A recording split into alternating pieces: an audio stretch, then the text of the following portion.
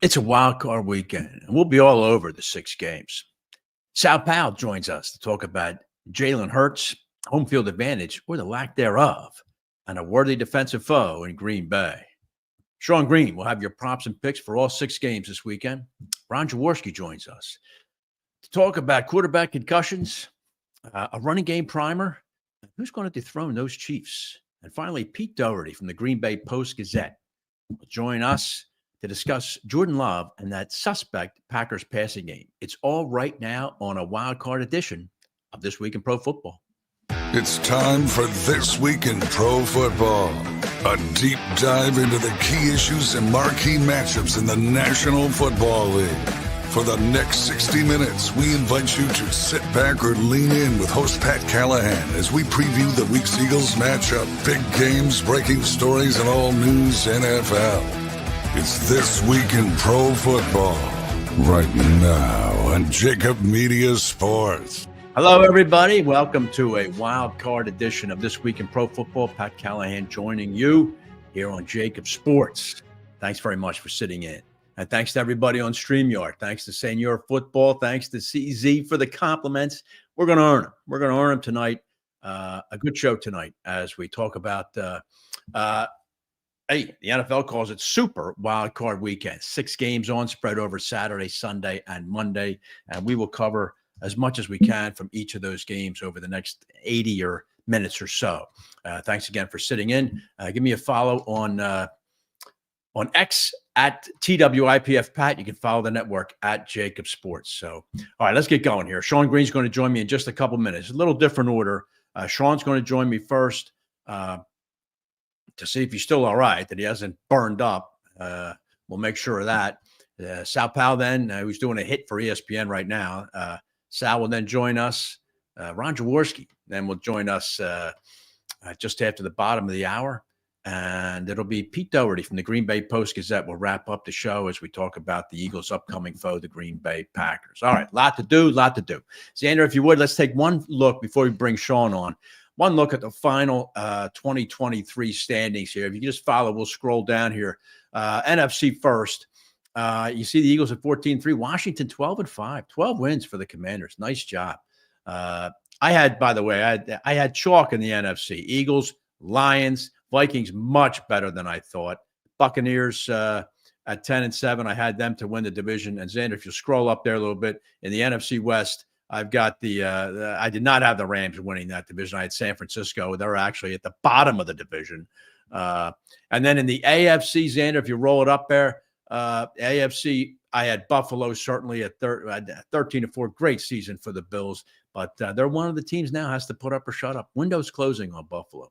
Ravens at 12-5. I'm not saying the window's closing there. They got Lamar and John Harbaugh, but Lamar 2-4 in the playoffs. Time to step up.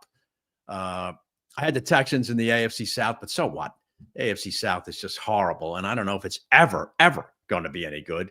And then in the West, wow, look at me. I went out on a limb there and took the Chiefs to win that division. Chiefs sitting at 15-2 after they barely even strapped their helmets on last week against Denver. But Chiefs number 1 seed get to sit there, and if you're going to win the AFC, you're going to have to do it in Arrowhead. Not an easy task. All right, Xander, thanks very much for that. All right. Like I said, we got an action-packed show here, so I'm not going to waste any time. I want to bring this gentleman on right now, the host of the Sports Gambling Podcast, and a man who's going to great lengths to join us tonight, and that would be Sean Green. Sean, how you doing?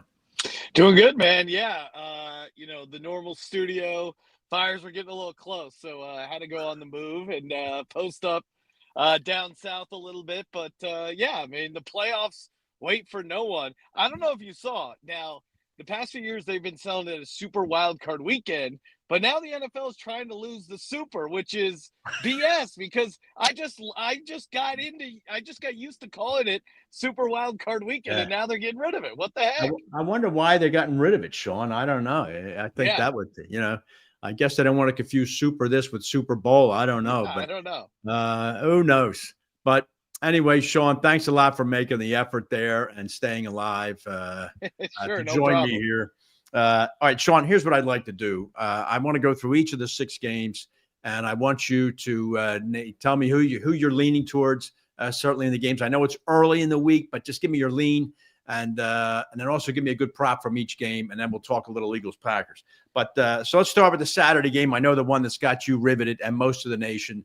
That is, of course, the AFC South Bowl, which always leads it off. The Chargers and the Texans. Chargers actually a favorite here, Sean, by 3 points. The Texans 5-7 all-time postseason. Always get this home game. Who do you like here? Yeah, I will take the Chargers laying the points here. It's not my strongest play of the wild card weekend because it is their third road game, which is always a tough situational spot. But I just can't back this Texans team even as a home dog. They've just, I mean, when was the last time the Texans have looked good? Yeah. It's really tough to believe in them. You know, Justin Herbert looks healthy with that ankle. He's running all over the place. The prop I like for this game is Ladd McConkey. He's kind of been his go-to guy. He can get his over receiving yards in the high 70s.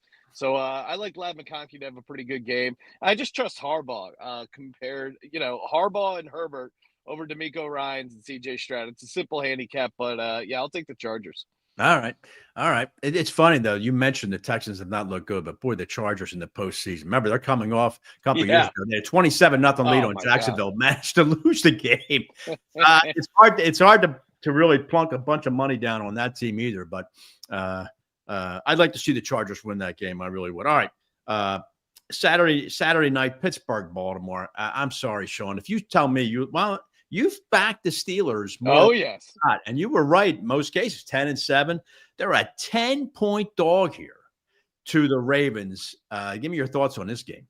Love the Steelers. Getting 10 points. Are you kidding me? This is when we take the Steelers, Pat, because, well, first off, I mean, Tomlin as a dog, we always love that historically as a spot for them. And then Lamar, I know they won that last game against the Steelers, but Lamar, they know how to play Lamar. Lamar is 1-4 straight up in the last 5 games he's played against the Steelers. And, Tomlin is now 6-1 ATS anytime he gets 3 or more points against the Ravens. That last game they played was the exception. And I get it. Their offense looks completely crappy. I get why people wouldn't want to back them, but this is why you play the Steelers. And you mentioned you were bagging on Lamar there up top in the playoffs, and trust me, you are not going to feel comfortable laying double digits with Lamar Jackson in the playoffs. I can tell you that. So yeah, give me the Steelers and the 10 points. All right. I just point out to you, Steelers have lost their last 4 and haven't looked good at all doing it. But I think 10 is a big number. That's a surprising number. That big. Yeah, I don't know if they get the outright win, but 10 is definitely doable. And Tomlin is great at getting points when it doesn't really help you win the game. If you remember last week, the Steelers closed plus 2.5, and they ended up losing exactly by 2 points. They were down 5 and kicked a field goal to cover the 2.5. I know because I was sweating that out. So Trust me, Tomlin is very good for the point spread. All right. Denver travels to Buffalo early Sunday afternoon, Sean. Broncos have not been in the playoffs since, I think, 2015, I think it is. A rookie quarterback. I don't have much hope for Denver here. The spread is 8.5. What do you think? This is my bold prediction of the playoffs of this week is that the Denver Broncos go into Buffalo Bills into Buffalo and shock the world and get the outright victory. Oh, my gosh. Give me the Broncos. So much for that.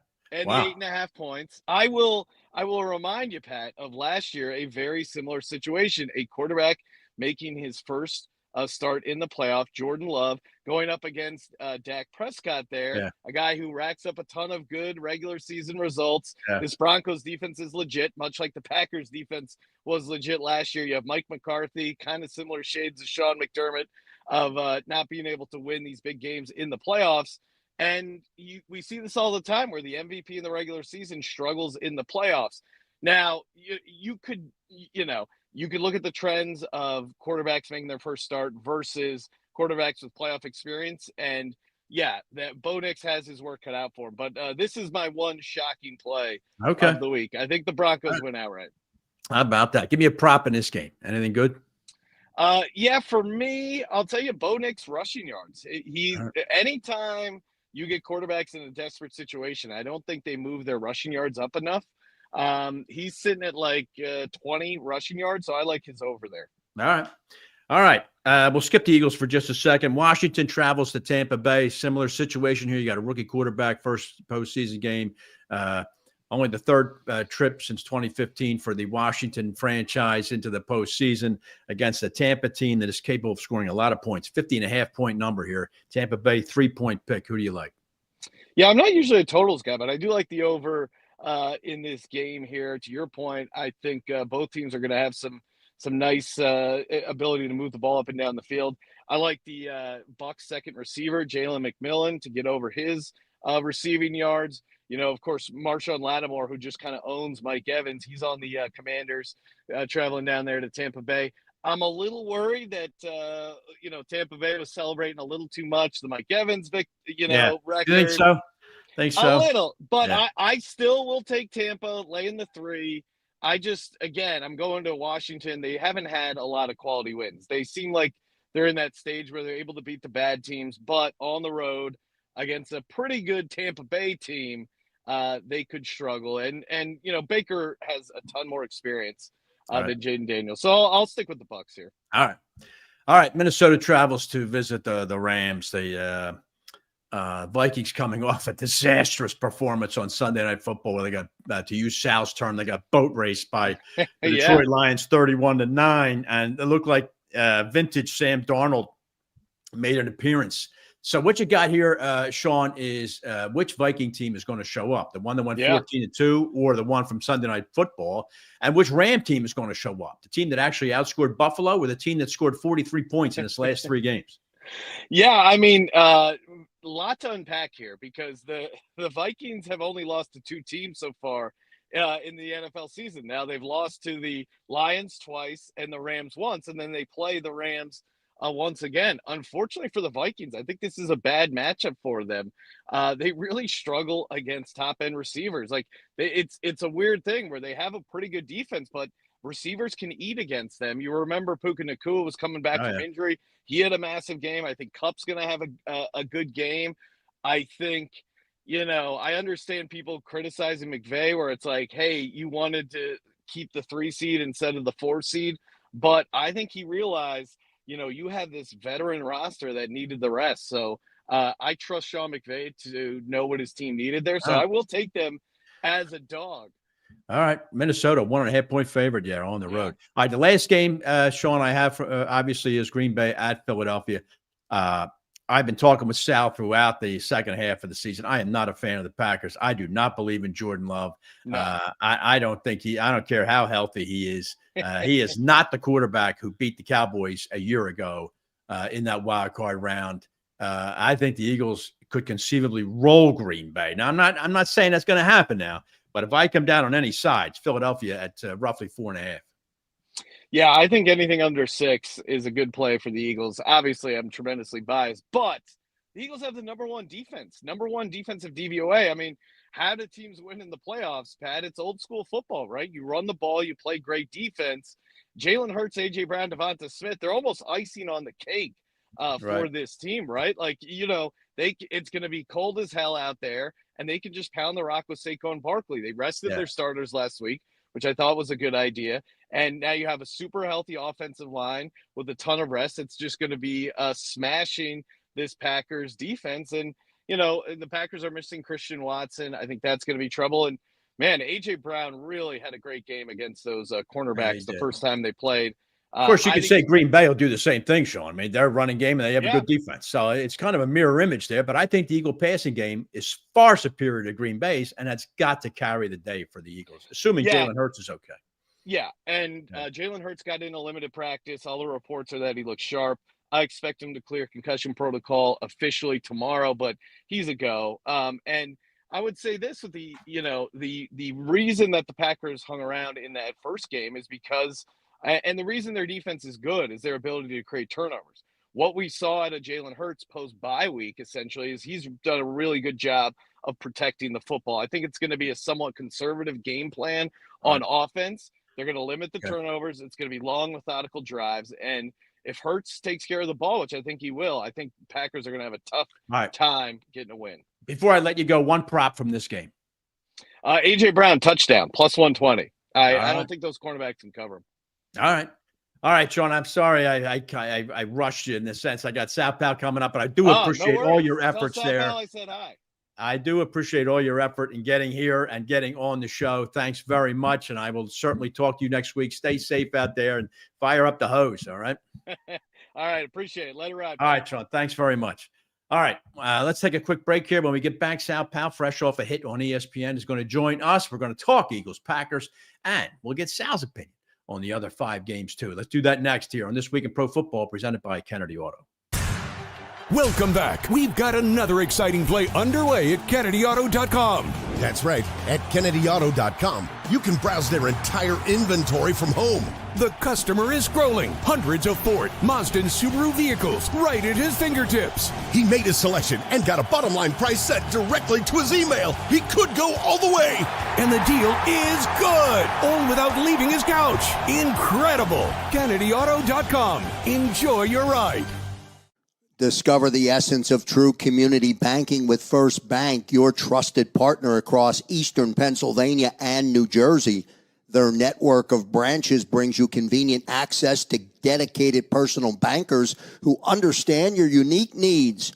At First Bank, you're not just a customer, you're a valued member of the community. Additionally, they are excited to announce the opening of 2 new branches in Media, Pennsylvania and Trenton, New Jersey, bringing their personalized banking services even closer to you. Connect with any member of the team today at their Westchester office, conveniently located at 849 Paoli Pike, or call them at 484-881-3800. First Bank is an equal opportunity lender and member FDIC. Johnny Apple's restaurant and bar opened in 2001 and for over 20 years has been serving great food and good times to Bucks County residents, friends, and family. Ideally located at 184 Buck Road in Holland, Johnny Apple's offers a terrific array of steaks, seafood, and daily specials. They also host private parties and affairs of any size. For excellent food, great company, and a relaxed lunch or dinner, check out Johnny Apple's restaurant at 215-953-9900 or at johnnyapplesrestaurant.com.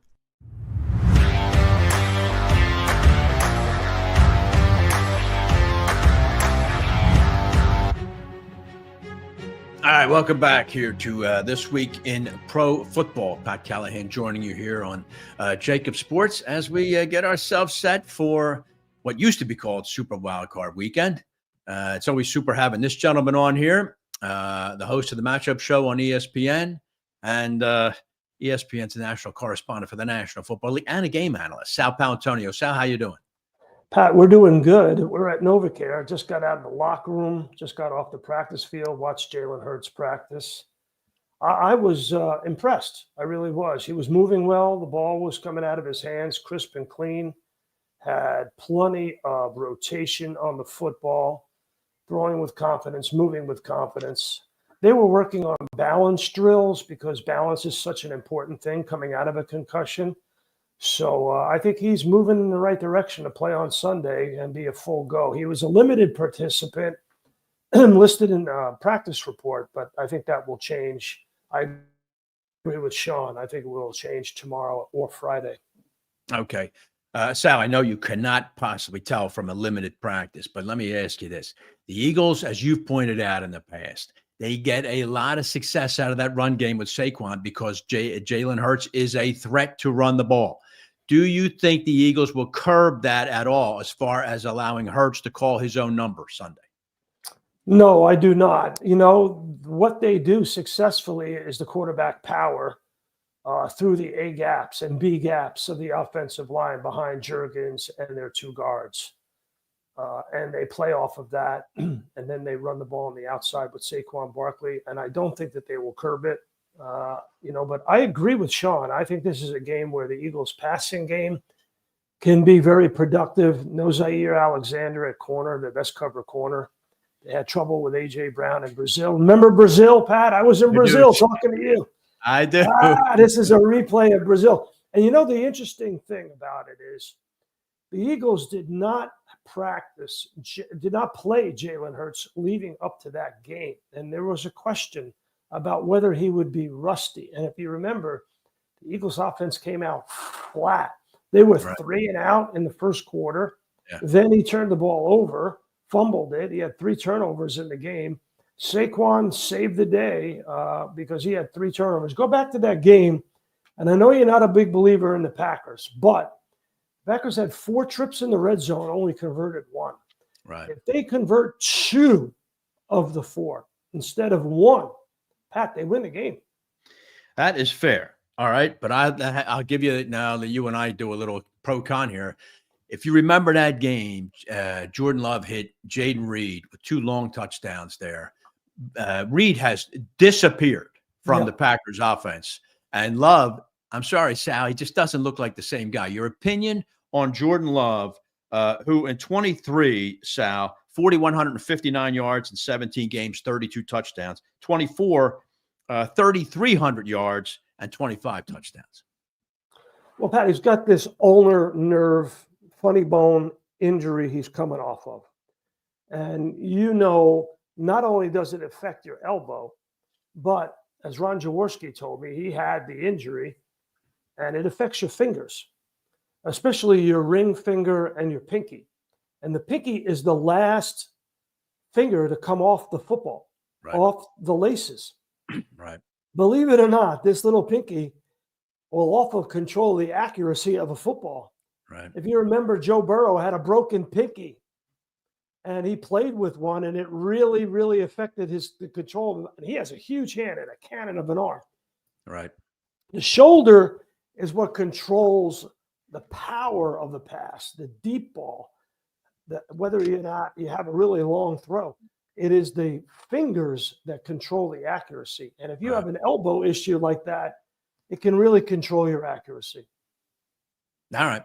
Well, then you're just making more of the case that I think Love is not the same guy he was, the same guy that killed Dallas a year ago. And now I got 2 butts for you, Pat. I got two. All right. So Matt LaFleur is 19-16 outright as an underdog. I bet you Sean didn't know that. 19-16. Only coach in the Super Bowl era to have a winning record outright as an underdog. Only one. How about that? Yep. Yeah, it includes the playoffs. And the Eagles are 8-11 in wildcard games. They played the most wildcard games in NFL history, 19. They're 8-11. And they haven't won a wildcard game at home since 2006 when Jeff Garcia was your quarterback. Well, now that you would give me a perfect segue there, let me just mention that, yes, the Eagles are 0-3 in their last 3. They lost to Green Bay in 2010. New Orleans in 2013, Seattle in 2019, Sal.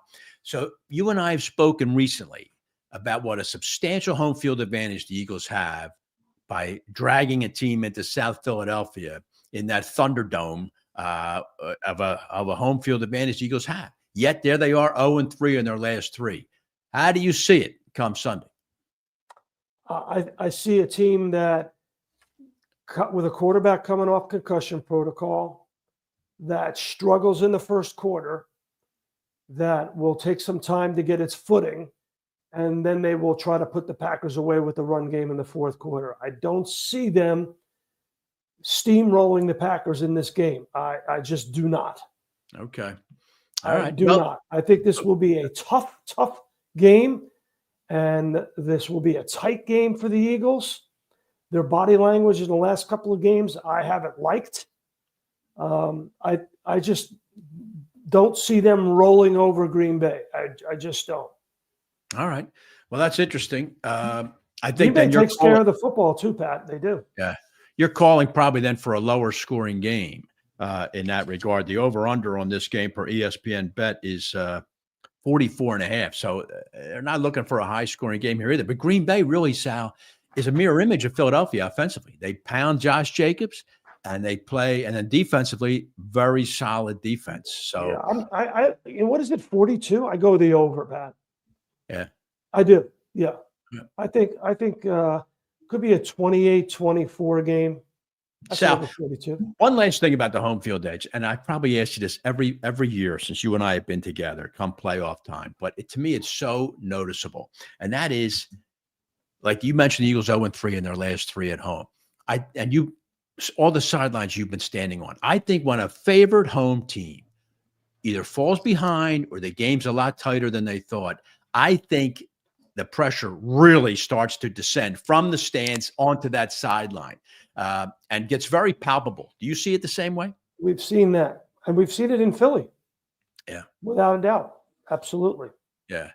Yeah. Yeah. So I think the Eagles, you mentioned they get off slow. I think it's pretty important that they get off to a lead here. You know what I mean? Yeah, but I think it's more important that they just let Saquon Barkley win the game. You got the number one defense and you got Saquon Barkley. I mean, we're focused on Jalen Hurts for obvious reasons. He's the quarterback of the team. But you got the number one defense. You got the best offensive line. 3 of the 5 have gone to the Pro Bowl. Mailata should have gone. 4 of the 5 should be in the Pro Bowl. I was on your program a couple of weeks ago. I said all 5 should be on the Pro Bowl. Right. That's right. And they got 3 out of 5, and Mailata got rooked. Yeah. So just let I was talking to Lane Johnson today, his locker, and he was breaking down this and this and this and this.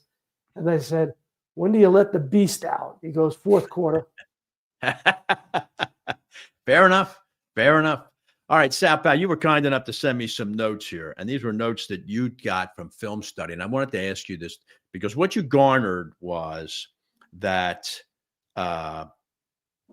there are 3 teams that led the way in 3 different phases, which is when, and maybe I'll let you talk about it. And that is, though, that defenses made a change going into the season, or one that you saw, and 3 teams have successfully reacted to it.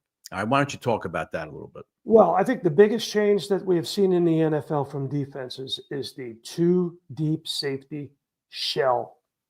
So you have 2 deep safeties back, so you don't give up the big plays, reduce the explosive plays. The Vic Fangio defense. It's sort of like the cover 2. So you play the corners up, safeties back. That means the middle of the field is available to the offense if you can take advantage of it. And 3 teams have taken advantage of it. The Lions, the Eagles, and the Chiefs. Kelsey, Laporta, and Goddard.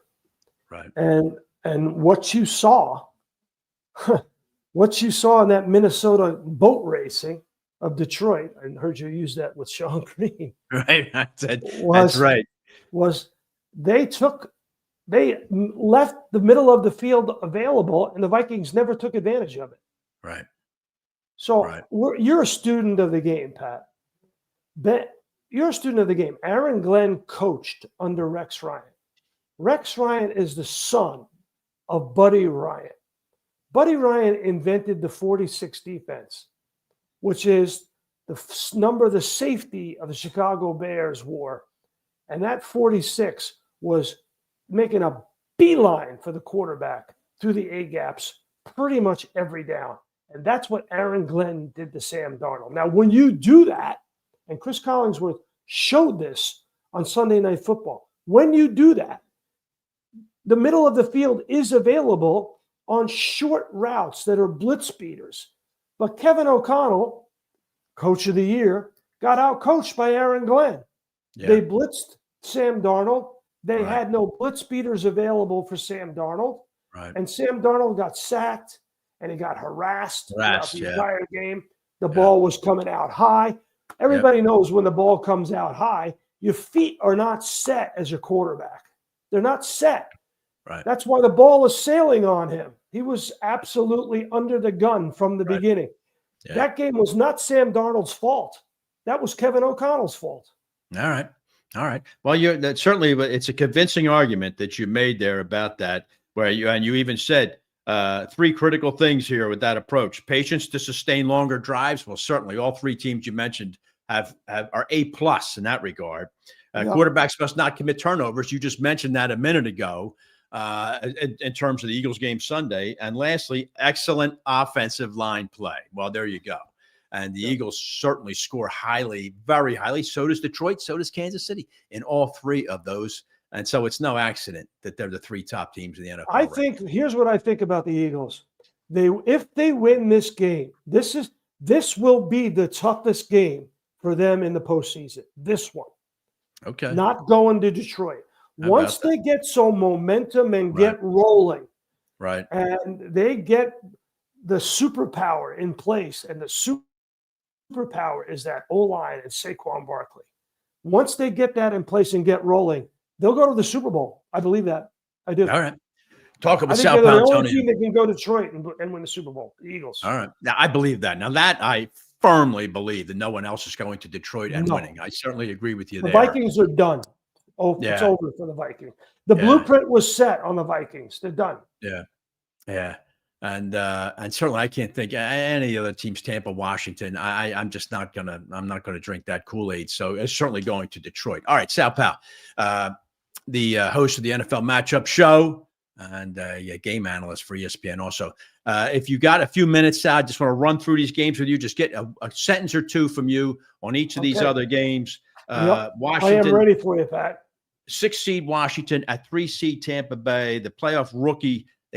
See, I place a lot of stackiness. Thank you, Xander. I place a lot of significance in this, Sal, that when teams that have no playoff experience go to play a team with a lot of playoff experience, it's very difficult. I don't think the Commanders have, well, they have a couple of guys on their team that have played a postseason game, but not many, including their quarterback. What are your thoughts on this game? Tampa is a place where road wild card teams go to die. We saw it last year. The Bucs are 5-1 against teams with winning records this year. Impressive stat. That's an impressive stat. Thank you for pointing that one out. I like Tampa here too. The other NFC wildcard game, 5 seed Minnesota, 4 seed Los Angeles. Now, I excoriated the Rams for not trying to win that last game against Seattle and trying to avoid Minnesota. But as you just mentioned a minute ago, now they've got the blueprint to beat the Vikings. How do you see Monday night? Well, you know what? They got to look at what Detroit did and duplicate it. Don't play patsy out there in LA. Just go after Sam Darnold. Pat, I know you're a Rams fan, and I think the Rams can win this game. I do. I think they can win this game. Yeah, I think it's going to be. I've said it. I said at the top of the show which Sam Darnold is going to show, and also which Ram team is going to show. The one that kept pace with Buffalo, or the one that's done nothing offensively the last 3 games. That's an interesting game on Monday night. The blueprint is out on Sam Darnold and that offensive line. You have to blitz them every single chance you get. Just blitz them until they beat your blitz. That's it. All right. Sal Pao, in the AFC, you've got the AFC South Bowl, 4:30 Saturday afternoon. The Texans, who always host this game, against the LA Chargers. LA Chargers were one of your sleeper teams from months ago. Does LA come out of here with a road win? I do not think so. Home underdogs in wild card games are 29-1 against the spread. How about that? Okay. I like Houston. They're That's 16-14 outright. I like the home underdogs in wild card games, and the Texans are a home underdog. I like them in this game. I do. Very good. And curiously, the Rams the same way. So I hope you're right on that stat, Sal. The other one, the 2 other games, 6 seed Pittsburgh. I'm not a fan of the Steelers at all. They've lost 4 straight, Sal. I'm a little surprised at this line, 10-point favorite for Baltimore. But now we start talking January Lamar. Your thoughts on this game? Well, I'll give you another stat from our friends at ESPN Bet. Favorites of at least 9 points on Wild Card Weekend are 15-1 outright and 13-3 against the spread. So if you're a big favorite on Wild Card Weekend, you boat race your opponents. The big favorites win. Same thing goes with the Bills over the Broncos. Yeah. You know, the Broncos have really not beaten any good teams. I don't think they've beaten a team with a winning record this year, except, of course, Kansas City in the last game. Yeah, but that was not a good team that particular day. No. So, and I see the same thing with Denver, Sal, as I said with Washington, a relatively rookie postseason team with a rookie quarterback going into a pretty hostile environment. Sean Green, like Buffalo, like Denver, to win outright here.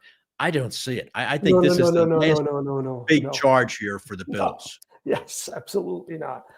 Bills all the way. I don't think the Broncos. Listen, you look at their schedule. Who are the Broncos beating? They haven't beaten anybody. Right. And Right. And Josh Allen's not turning the ball over. This is 2.0, 3.0 Josh Allen. Pat, so we're going into Wild Card Weekend. I love when they called it Super Wild Card Weekend. I don't know why they changed it. I was enamored with that. I loved it. How could you not sell Super Wild Card Weekend? But apparently I've been told not to say it anymore, so I'm not going to say it. Yeah. The memo has come down on high, Pat. I can't say all right. Hey, there you go, Sal. On any of my shows. But on this show, I'm going to use it. But nevertheless, I think there's two questions, Pat. One, who can go into Detroit and beat the Lions? And I think the answer is the Eagles and maybe the Bucks. Maybe the Bucks did it. Bucks did it early in the season. And the other question is, who can go into Kansas City and beat the Chiefs? Exactly right. Exactly correct. That second question, extremely difficult. I don't know anybody who can. I think you're right about, January Lamar. They don't want him to be a superhero, but sometimes he just turns the ball over in the wildest times and you can't do anything about it. And Buffalo, I don't think they have the defense. No, and I don't think they have the wide receivers too to keep up with them. I just don't think that Buffalo is well enough situated to go into Kansas City and win a game. They beat them at home this year, but that's a way different situation than going to Arrowhead. So all right, Sal Pal. Listen, I appreciate some great stats you had tonight. Excellent job. Thanks very much for joining me. Playoffs, Pat. I got to bring it. You brought your A game, and let me say, it was a super wild card segment. I just want to tell you that. All right,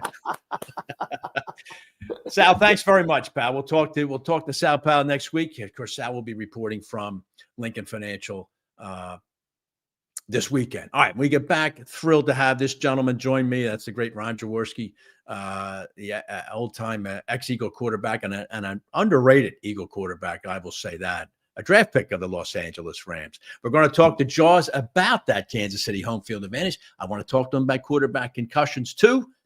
And we'll do that and more as we preview here Wild Card Weekend here on This Week in Pro Football.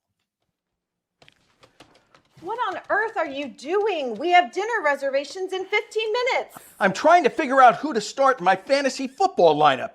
Every website I check has a different opinion. It's driving me crazy.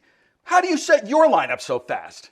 I have a secret weapon that will blow your mind. Wow.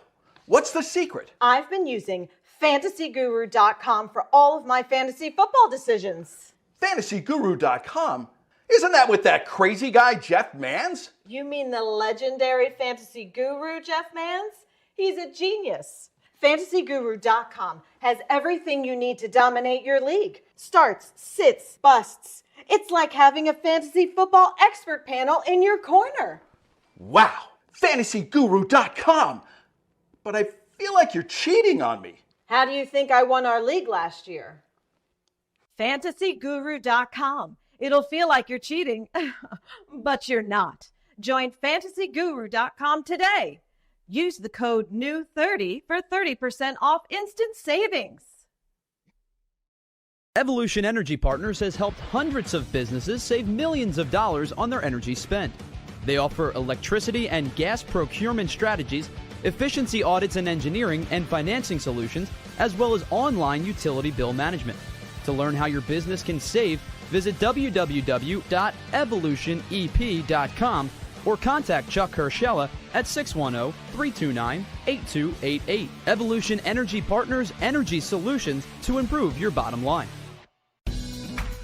At Whistler Pearlstein LLP, we assemble the most effective team to handle all of your legal needs. There are players and pretenders, but our hustle and heart set us apart. In practice now for over 75 years, we're proud to be one of the most prominent full-service law firms in the Philadelphia region. We offer 17 different areas of practice, including business, corporate, and tax education law, real estate, zoning, and land development, municipal law, and litigation. Our top-rated attorneys and staff are laser-focused on client success. We strive to provide outstanding legal counsel with the highest level of care and consideration. Let us show you the Whistler way. Learn more at WhistlerPearlstein.com or email Michael J. O'Donohue at mod@whistpearl.com. WhistlerPearlstein.com or MOD@WhistPearl.com.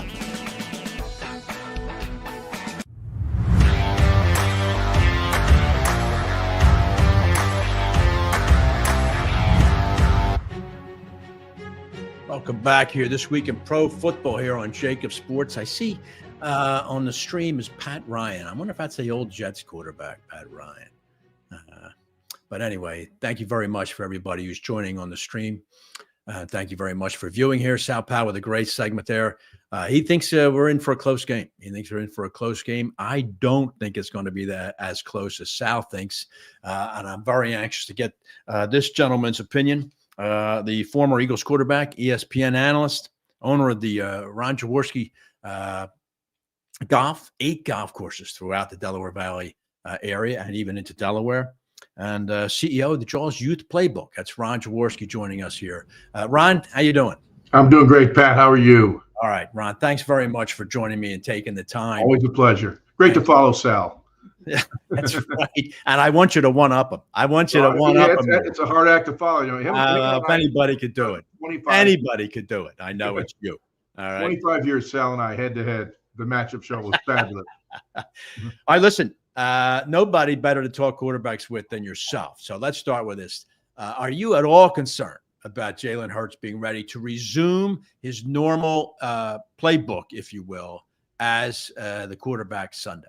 Not at all, Pat. The league has done a phenomenal job of monitoring the concussion issue that we've had for so many years. And I applaud Roger Goodell for all that he's done through the years of making the game safer. And concussions were a major problem for a long, long time. And the concussion protocol is now really managed by the league. It's not like, hey, the team can test the guy, say, oh, he's ready to go, put him back in there. You know, how many fingers, what's your wife's name? You always get back in the game. Right. The medical people have gotten behind it strongly, and I think it's made the game safer. And I think Jalen would not be allowed on the field unless he was 100% ready to go. All right. So you don't see the Eagles curtailing any of the read options that he has relative to him keeping the ball and running it instead of giving it to Saquon? I actually think they may increase it. You know, when you get in the postseason, you do whatever you have to do because there's no tomorrow. You lose, you're done. In the regular season, I think you kind of control the amount of RPOs you're going to run and try to manage that the best way you can. So I think you get in the playoffs, if you start running some RPOs and you're getting to the edge and they're not defending it the proper way, you stay with it. Now, yes, you do put your quarterback in harm's way, but it's an effective way to win a football game. So, and the Eagles do like to run outside the tackles where the Packers like to run inside the tackles. Okay. All right. Appreciate that insight there, Jaws. Now, let me ask you this. Now, you have an excellent NFL career. And you were a guy who was getting hit and knocked to the ground on concrete at Veterans Stadium long before there was a concussion protocol. I remember a Mike Hartenstein hit that you took during a game against the Bears, and I remember the hit Lawrence Taylor almost cut you in half in Philadelphia. You've obviously sustained concussions. What is it like as a quarterback to sustain a concussion, and how long does it take your head to get right? Yeah, number one, it's scary, because you don't feel right. You know, when you the two you talked about for a while, the NFL, which they've now been banned, the NFL films used to do the 10 hardest hits in the history of the National Football League. Right. The league is now downplaying those types of hits, and I applaud them for doing that. But I was two of those hits. Yeah. I was two of them. So think of all the plays in the NFL. I got hit. That's right. I made the list. Yeah. But they're hard to get over. And although I never missed a game, I line up next week, and I always felt that I needed to get hit. Now, obviously, medical staff says you're ready to go. Otho Davis, our trainer, said ready to go. But really, as a player, you never really know until you take that first hit. So once I took that first hit and I banged the ground, slapped around a little bit, I said, okay, I'm let's go. So I'm going to watch Jalen closely on Sunday, how he feels early in the game. And once he takes that first hit, does he kind of knock the cobwebs off? So, and every concussion is different. Some guys get one concussion, they're done. They never played again. Yeah. I've had quite a few. Unfortunately, I was able to continue my career for 17 years, but as I said earlier, I think the league's done a great job of controlling it a lot better, not letting guys back on the field unless they're healthy. All right. Talking here with Ron Jaworski, longtime ESPN analyst. And as Ron just mentioned, 17-year quarterback in the National Football League. Ron, you did a long time with Sal's show on ESPN, the Matchup Show. And I know you're a great student of tape. How do these two running games compare? Like you just mentioned, the Packers like to run inside the tackles. The Eagles prefer to run outside. Which do you think will be more preeminent come Sunday? I think they'll both be good because they've both been good all season long. But Josh Jacobs is a really good running back. He's not in the league of Saquon Barkley. Okay. And what the Packers do, they line up in the pistol more than the sidecar gun, where the back is on the left or right of the quarterback. He's in that sidecar position. Right. So that's how the Eagles like to run their offense. And when you watch the game on Sunday, you'll see a lot of the pistol from the Green Bay Packers. They line up Josh Jacobs behind the quarterback, Jordan Love. So they like to have that option to go to the left or go to the right. So that they like that pistol better than the sidecar shotgun formation. And it makes sense because they are a downhill running attack. So you're going to get Josh Jacobs with a 6 to 7 yard running start heading downhill. That's what they like to do. And both teams have outstanding offensive lines. I just said a moment ago. But their style is they want to hit you right in the mouth coming straight ahead. Now, the Eagles are a little different with the sidecar shotgun. They like to get to the edge of the defense, and they got very mobile, athletic offensive linemen, so they can do that. But the key to that has always been Jalen Hurts holding the backside. You can't over pursue the way the Eagles run their stretch game because the backside, and Jalen is such an effective runner once he gets to the edge. So it'll be interesting. It's one of the keys to watch early. Will they run some RPOs early and have have Jalen keep the ball and make sure he can let the defense know, okay, Jalen's all right. We're going to run him outside. So we're not just going to hand the ball off and tap the running back on the butt and say, hey, go get him. He's always going to be that threat to get outside. So I think early in the game, you'll see some of those RPOs by the Eagles. All right. I've often thought, Jaws, that Saquon would be even better if he ran out of the eye. Because if he had that head of steam, boy, I think he could really do some damage there. But as you mentioned, you're using the term sidecar. It hasn't exactly been a failure this year. Saquon can run out of any formation. He can run the old single wing in from Notre Dame and back. That's fair. What makes him so special, and I've kind of compared him. People ask me about running backs. So that, I did a lot of Vikings games when I was doing Monday Night Football with Adrian Peterson, so I got to know Adrian Peterson pretty well. And I studied him coming out of college, and he had great lateral agility. And I thought that was what made him. But yes, he was a powerful runner, but he had lateral agility. And so because of him, whenever I look at the college kids, I look and say, oh, is he ready for the pros? Because lateral agility is so critical. Saquon Barkley has incredible lateral agility, not that straight ahead speed. You'll see more Josh Jacobs straight downhill, as I said a moment ago. When you watch Saquon, he's got the ability to stick that foot in the ground and bounce left or right. And that's what makes him so difficult, because NFL defensive backs like to slow their feet and break down. Linebackers at the NFL level like to slow their feet and break down. Defensive linemen, same thing, slow their feet and break down. When you've got a guy like Saquon Barkley, he makes them miss by the lateral agility. He avoids the contact. It's amazing. The majority of his yards have come before contact this year. Yeah. Most guys talk about yardage after contact. He's had runs 30, 40 yards. He still hasn't gotten touched. I know, right? Well, Sal mentioned that at length in his segment about how the Eagles' offensive line, and it's amazing, Ron. It's just year after year after year, Jeff Stoutland, the job he does on that offensive line, and those guys, for the most part, stay healthy through all 17 games. It's amazing because they're out there every play getting smashed into, and yet that Eagle offensive line, near perfect. Yeah, you're really 100% right. It kind of bugs me, right about this time of year now, coaches getting fired, GMs are getting fired, and I would tell somebody, well, if you're gonna run your football team, look how Howie Roseman builds his football team. Yeah. How he's the architect of this team, and for years, and I've said it going back to when Howie first came to town, and I was watching him build his team. He believes in the trenches, the offensive linemen and defensive linemen. Hey, we're going to talk about the prima donna quarterbacks and A.J. Brown, the great receiver he is, and Devontae Smith and all the receiving talent they have. If you don't get the ball out of your hands quick, you're going to be in trouble. Those guys protect the quarterback. They protect the quarterback. So then they know how to run the football as well behind that offensive line. So to me, Howie's always gotten it right. Start with the offensive line, but you know what? We all want a wide receiver. We all want a quarterback. I know. You got to get a quarterback. I'll guarantee you that. But offensive line, you must focus on those boys down in the trenches. That's where you win and lose football games. All right. Jaws, I asked Sal this, but I also want to run this by you because I know you were there. For instance, in a playoff game, this is after the Eagles Super Bowl year, when you were the quarterback. The following year, they played the New York Giants in a wild card game at home, and everything went wrong at the start of the game. Wally Henry had the worst game of his life. And fumbled the opening kickoff. I know. Other than that, though, it was pretty good. Right? But my question to you is, because Sal made reference to the fact the Eagles are 0-3 in their last 3 home wild card games. How much pressure descends upon the home team sideline when, as a favorite, they fall behind early in a playoff game? Yeah, that could happen. The Packers are a good football team. They could jump out to an early lead. I don't think this team will be bothered by it. Okay. We in the media, we're talking about those 3. Sal brings up they lost 3 games at home in the last. You know what? Probably 95% of the guys on this team don't know what the hell he's talking about. The only thing those guys are gone. Most of the coaches are gone.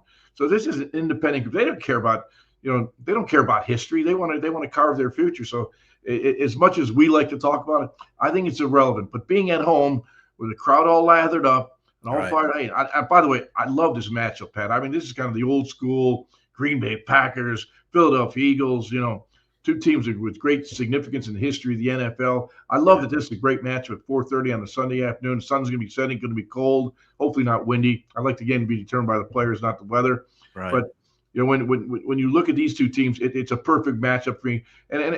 But back to your question, I think the Eagles, because they have so much confidence in themselves right now, and Nick has done a great job. If they fall behind, I think they rebound quickly. All right, Jaws, before I ask you your thoughts on the outcome of the game, just one segue, if we might, into the AFC. I know you played for the Chiefs. I know you know Andy Reid very well.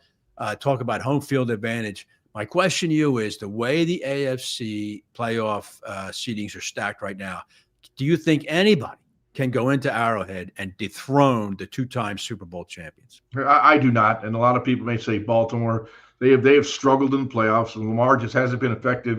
League MVP twice. He gets to the playoff. He's 2-4, and he's thrown 6 touchdowns, 6 interceptions. He just hasn't performed the level you have to play in the playoffs and in championship games to get to the Super Bowl. So as good as Lamar has been in the regular season, he's been phenomenal through the roof. He has not played well in the postseason. So until he gets over that hump, it's hard to get on his bandwagon and say, oh, yeah, he's going to be Patrick Mahomes, or he's going to be maybe even a Josh Allen, who's played pretty well in the postseason.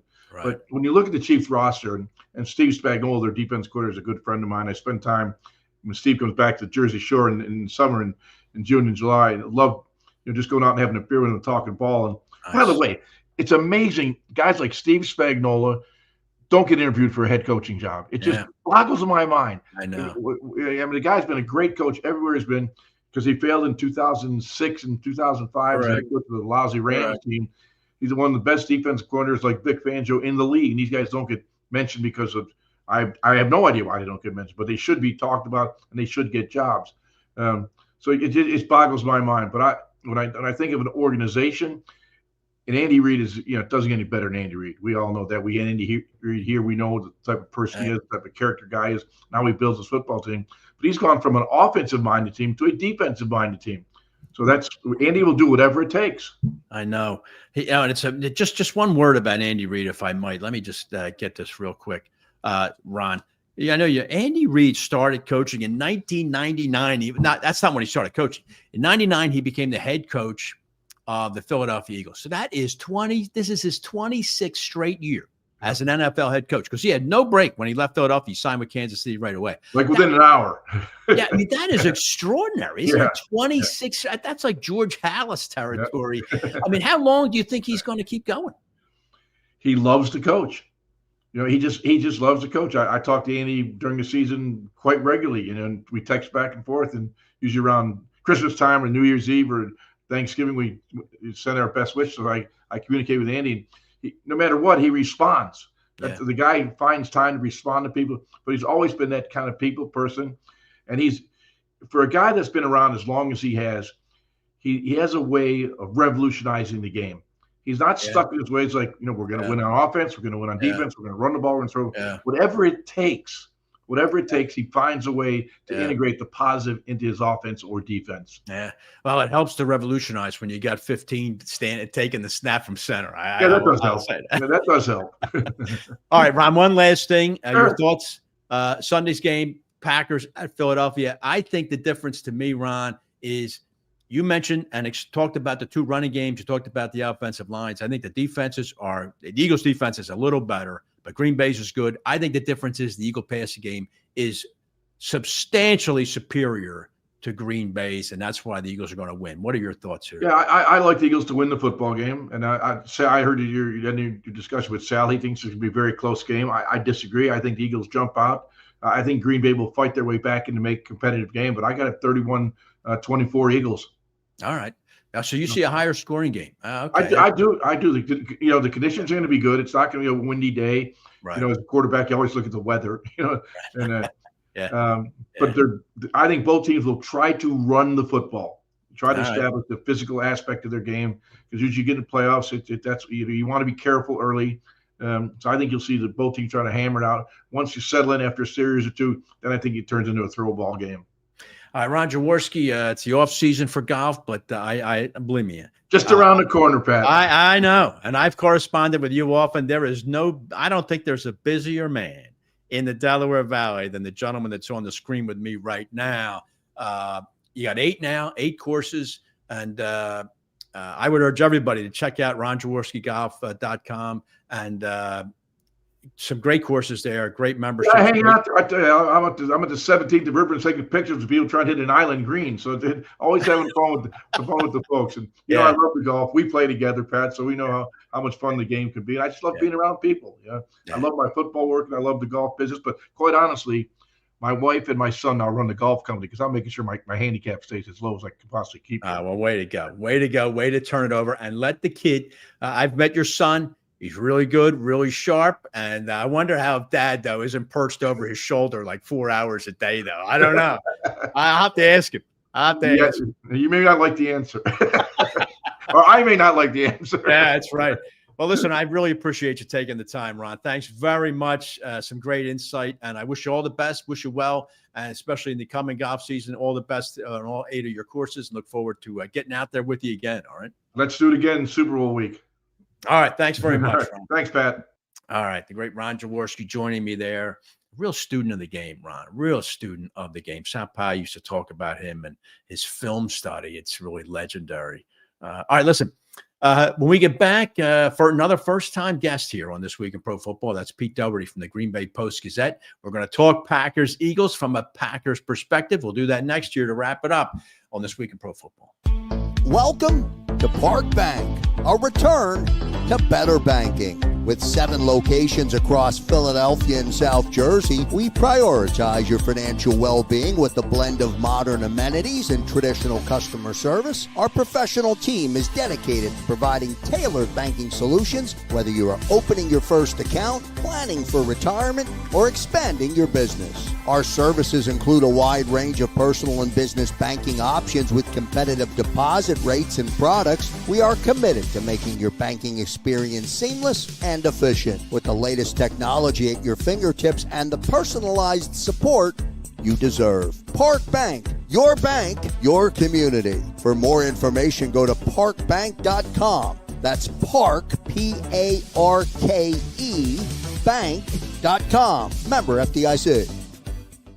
Concrete Cutting Systems Incorporated is the concrete cutting specialist in the Philadelphia area since 1995, and they've become the specialist in the Pittsburgh area as well. These guys are celebrating 28 years as the industry leader in the field of concrete cutting and robotic demolition.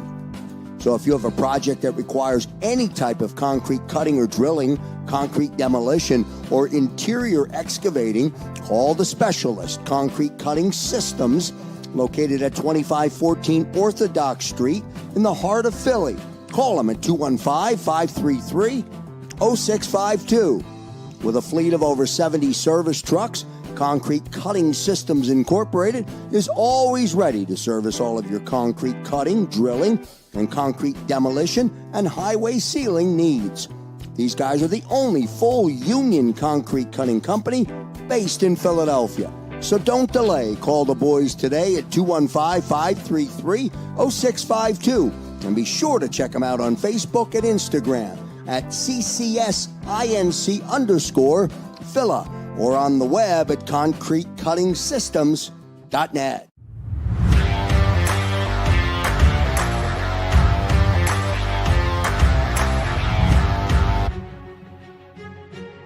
Okay, welcome back here this week in pro football. Pat Callahan joining you here. Notice the difference there. Sal Pao calling for a closer game that I think either myself or Ron Jaworski are. Ron's calling for a 7-point game. That's not exactly a rout. Packers are a worthy and dangerous foe. I'll say that. They're a team 13-4. I mean, you don't do that by accident. This guy could tell you way more about the Green Bay Packers than anybody else, and that's Pete Dougherty, the columnist for the Green Bay Post-Gazette and the USA Today Network and Packers News. Pete, welcome to This Week in Pro Football. Yeah, thank you for having me, Pat. How you doing? All right. Thanks very much for taking the time, Pete. I know with a playoff week, I'm sure your schedule is very hectic, but thanks again.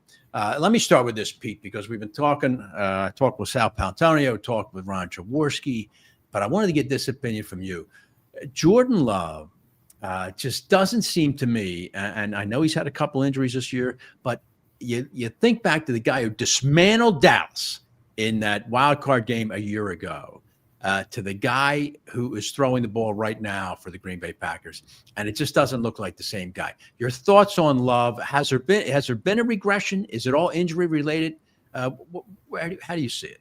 Yeah, I don't think it's all injury related. I mean, I've looked through the history of second-year starters, and of course there are guys who in their second year as a starting quarterback have played, they were better than the year before. But it's surprising how the stats, interception numbers and all that go up for some of these guys. Even you look at C.J. Stroud and his, he hasn't been as good, at least statistically, as he was the year before, last year for Houston. Right. Right. So I think what happens is, these guys they play a little looser maybe that first year as a starter, and they don't know what they don't know. And Love came out and he had a big interception problem in the first half of the season. I think he had 10. He missed 2.5 games, so he had 10 in his first 6.5 games, and it was hurting the Packers. So they got him to cut way down on the interceptions. He's thrown, I think, only one since then. One in the second half of the season, but he's not, like you said, he's not making the wow plays anymore. He's hardly done that the second half of the season. And I think he's got to find that happy medium between really taking pretty good care of the ball, but to win against good teams in this league, you got to take, calculated risks too. And he's just got to find that middle ground. And I don't know, maybe he's a year away, maybe he'll never get there. I don't know for sure, but who knows if he'll have the big game this week. Nobody saw the big playoff game against Dallas that you referred to. That's correct. I mean, nobody saw that coming. He was unbelievable that day. So we'll see. You're certainly right about that. It seemed to me, Pete, that it was after Green Bay's loss at home to Minnesota that Coach Matt LaFleur, and I'm just speculating here, decided to rein in the offense, that he decided we're going to build this offense now around Josh Jacobs, and we are going to pound the rock. And it has been extraordinarily successful for the Packers. But do you see that as when the offense, was there a marked shift in offensive philosophy around that time? And is this offense now Jacobs first and then the pass game? Yeah, it's for sure. It's Jacobs first and then the pass game. I don't remember a clear line where it went to that. I'm not sure. I just don't remember really if it was more gradual. There was a clear line in the way that Love is played, and that was the bye. And that was where he had the 10 interceptions before the bye, 10 or 11. And I think he's had only one since then, one or two. I think only one, though. That's the clear line to me, is the change in the way he's played. But they have run the ball really well. The thing is, theoretically, that should help the pass game a lot. And we haven't seen that. We haven't seen that this year. It helped more with the stuff Aaron Jones was doing last year. It's funny, Pete, because the numbers don't lie. Green Bay has averaged 223 pass yards per game. That's not a terrible number. It's like a top, but I think they're maybe 10th in the league. So maybe I'm not being fair to Jordan Love. The Eagles are only averaging 188 pass yards per game, and yet no one is like I'm doing with Jordan Love saying what's wrong with Jalen Hurts.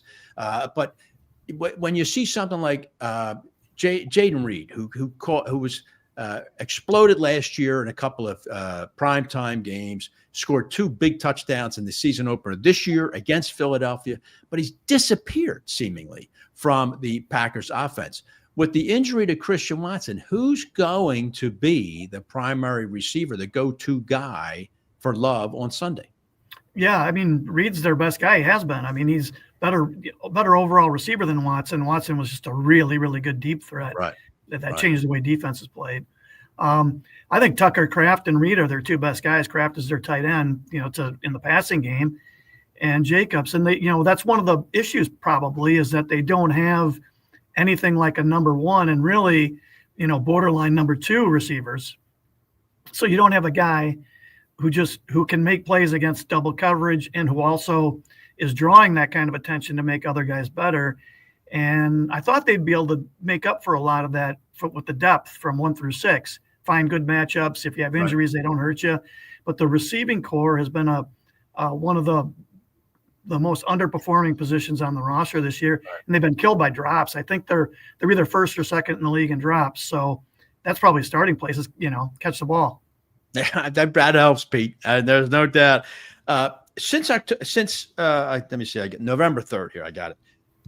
When the Packers lost to Detroit, Green Bay's going 6-2. Can't complain with that, Pete. But the wins were twice again. No, I'm sorry. The Bears, San Francisco, Miami, Seattle, New Orleans. Not exactly a murderer's row there. Are you now they get a big step up here in playing a Philadelphia team at home? Do you think Green Bay matches up well against Philadelphia? I'm not sure that what you point to is kind of the crux of their season. They're 0-5 against the 3 teams ahead of them in the standings. 2 losses to the Lions, 2 to the Vikings, and 1 to the Eagles. There you go. And they have performed poorly, especially in the first half of several of those games. And those slow starts are killing them. Right. They match up okay. Now, the problem is, the Eagles have those 2 big athletic defensive tackles, and the Packers are between the tackle running team. So, one question is, can they run it against them? Now, Love's got this elbow injury.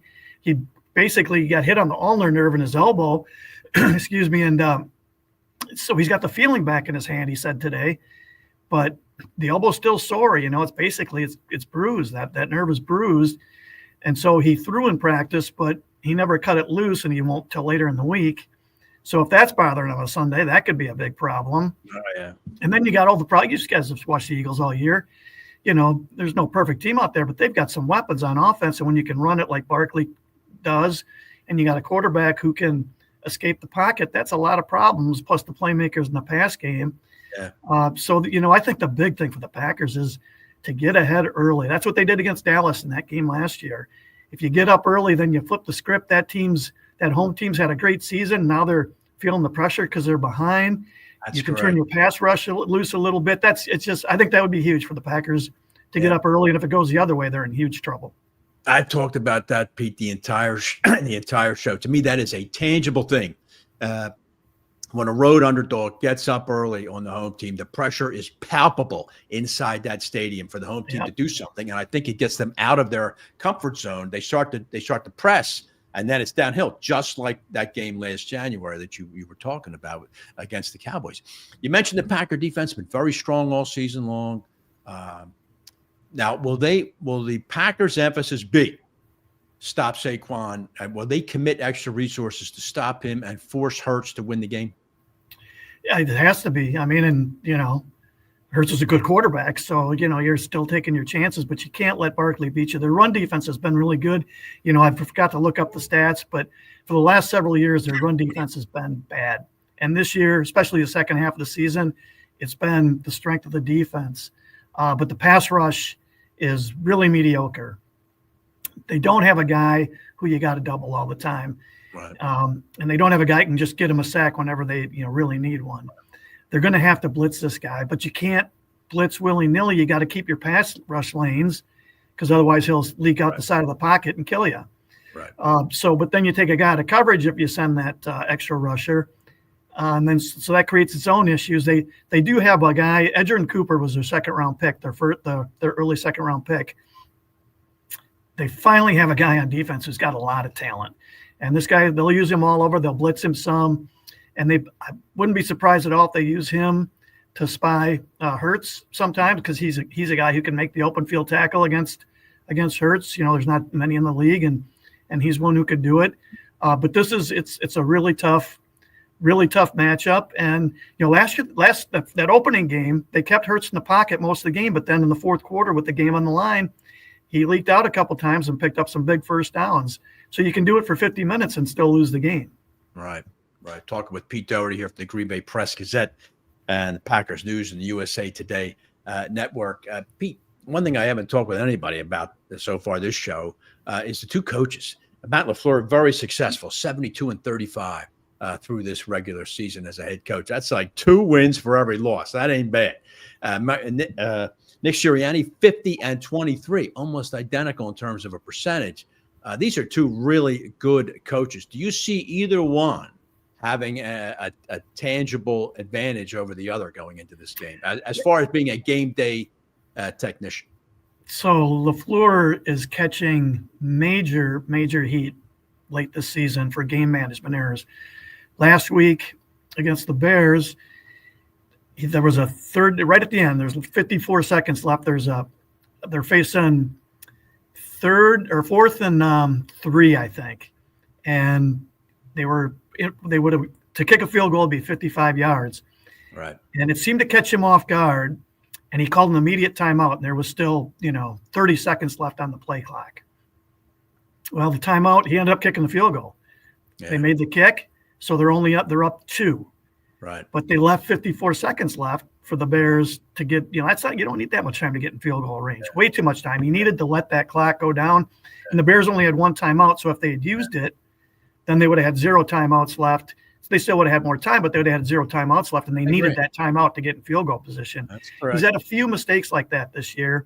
He's owned up to them, but Packer Nation is very down on Matt LaFleur late this season because of the offensive struggles, the 0-5 record against the teams ahead of them, and that game management gaffe last week. How about that? Pete, it's amazing. I know you've watched probably a ton of football like I have.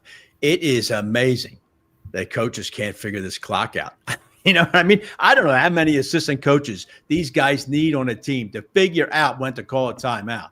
But the Bears, probably the poster child for game mismanagement, and yet the Packers did it again. It's just an amazing thing. But it's very, very it's an excellent comment you made there. The pressure that LaFleur apparently is under to make a decent run here, but he didn't get a good draw in terms of doing it.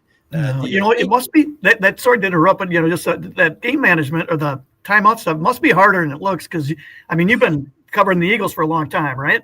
Yeah. So you were there for the Andy Reid years? Oh yeah. Right? Yeah. Didn't he just get vilified for all that stuff? That's no question. And now he's a 3-time Super Bowl winner in Kansas City because he's got Patrick Mahomes and he's going to go to the Hall of Fame. But I just remember him getting roasted year after year after year for that stuff. He was excoriated here for the same exact thing. It's always strikes me, Pete, I'm sure you've seen this too, how coaches, even in the first half, they just won't use a timeout.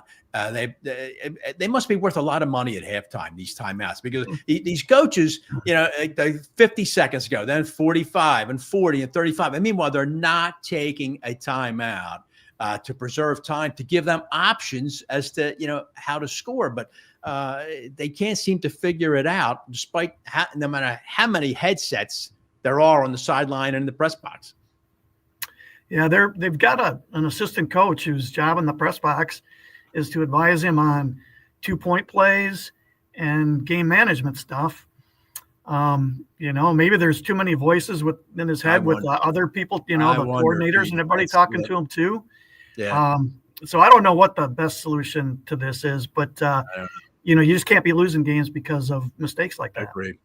All right, Pete Dougherty, how do you see this playing out here Sunday? Green Bay and Philadelphia. It's tough order for the Packers, coming in with a banged-up quarterback, playing at 4:30 in the afternoon. The weather won't be a factor to Green Bay, certainly. It's going to be cold. That probably wouldn't matter. But how do you see this one playing out?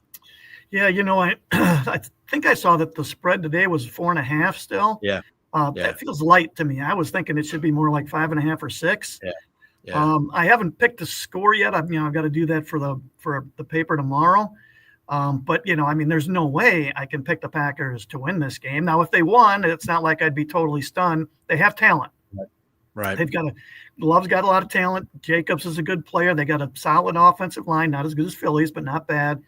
They got decent receiving core. There's a lot to work with there, but just to pick them to beat the Eagles in this circumstance, I just can't see it. So I'm, just kind of off the top of my head, I'm thinking 30-21, something like that. Yeah, that's probably not a bad guess. So I'll tell you, Pete, what Green Bay needs, and I'm not calling for it, believe me, but what I think, and you kind of alluded to it a few minutes ago, what they need is an Eagle turnover, like in the first quarter, maybe a fumble type pick six, or a big play from a Jaden Reed type, some big yardage gobbler, which I think would supercharge the Packers sideline and also lead to an easier score. Then I think you have a different game. But I think if Green Bay doesn't get that kind of play, it's going to be a hard 60 minutes. Yeah, the only thing with the Eagles that I wonder about is, or the biggest thing is, Hurts, he's missed the last 3 games, right? And he did not practice during that time, from what I could tell. Did not. So, that's long enough where maybe there'll be a little rust, and maybe he'll throw that pick early or miss a receiver on a 3rd down that'll force a punt. So I do wonder if he's going to be a little rusty early in this game. Yeah, now see, and there to me, I connect the dots back to the palpable pressure that can start on a home team if they start slow. Fans start getting a little restless, but I still think Green Bay needs that big play. All right, Pete, tell me where everybody can find you, either on X or maybe online. If there's any podcasts or anything like that you do, I'd like everybody here to know about it. Yeah, sure. There's PackersNews.com has all our Packers coverage, which mine included. I do a podcast with the X's and O's guy here in town. It's called After Further Review. You can get that at any of the podcast places. And on X, it's at Pete Dougherty. All right. Pete, do you see anybody coming out of the NFC besides Detroit? You've seen the Lions up close and personal. Probably not the one. They're good, and that offense is explosive and makes teams keep up with them. I do wonder if not having Hutchinson will cost them a game against, like in the NFC Championship or in the Super Bowl, because that's a special player, and they've done great without him. But man, I just still wonder if one game this year, if that's still going to end up catching up with them. All right. Listen, Pete Dougherty, thanks very much for taking all this time. I wish you all the best. And we do the show every year, and I'd love to have you back on to talk about more Packers football, more NFC North. And thanks again. Oh, that'd be great. I hope you have me back again. I really enjoyed it, Pat. Thanks for having me. Thank you very much. All right. Pete Dougherty joining me there from the Green Bay Press-Gazette. And very nice of him to do that. All right. Xander, can you bring that playoff schedule back up one more time here? We'll wrap it up. It's funny. I am totally different from Sean Green on his picks, but Sean's the handicapper. I'm not. But I see, just working from the top down, I did agree with him on Houston. I think Houston will beat the Chargers. Chargers just will find a way to blow that game. I think the Ravens will beat Pittsburgh with no trouble. Pittsburgh's lost 4 straight, and I think their offense is Flintstone-ish. So I think the Ravens, Lamar will certainly do enough to win that game. I don't think Denver goes in and beats Buffalo. God bless Sean Green if he's right on that one. I think Buffalo holds serve there. I think Philadelphia wins by 10 against Green Bay, unless there's one of those plays that I just talked about with Pete Dougherty. I think Philadelphia holds serve there. I think Tampa holds serve. I think the Rams have a chance to beat Minnesota, but I'll be surprised. I would be. I just think the Ram offense is not good enough. I think Minnesota will get the win there. Put up all you got to do there is put up 24-27. I think Minnesota does that. I think they win the game. So that's how I see Wild Card Weekend. And all right, Xander, thanks very much. And thank you all very much for watching the show this week. Premieres on Wednesday, but you can watch it at any time right up until game time on Saturday. Thanks very much to everybody on the StreamYard for texting in. And thanks again for doing that. And thanks to Xander Krause for producing. And we'll wrap it up right now. We'll be back next week for a divisional weekend edition of This Week in Pro Football. Good night, everybody.